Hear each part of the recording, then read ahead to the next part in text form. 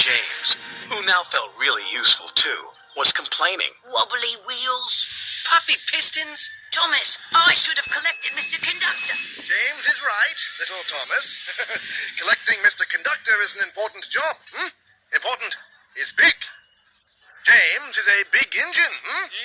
You, Thomas, are small. Small, small, small, teeny, weeny, weeny. And I'm a big blue engine who knows everything. Bossy sprockets. All that steam has gone to your funnel.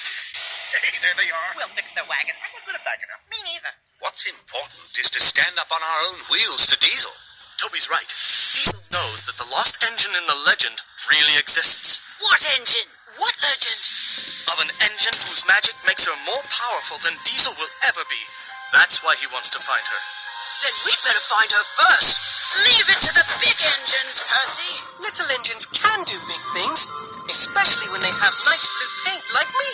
Hey, just watch what happens to that blue puffball When Harold the Flopper Chopper flies past here. Right. Routine flyby, chaps. Hello. The boss dumps sneezing powder everywhere. Let's start laughing now. Oh, sorry, Fruits. Bit of a dust-up. Love to stay and clean up.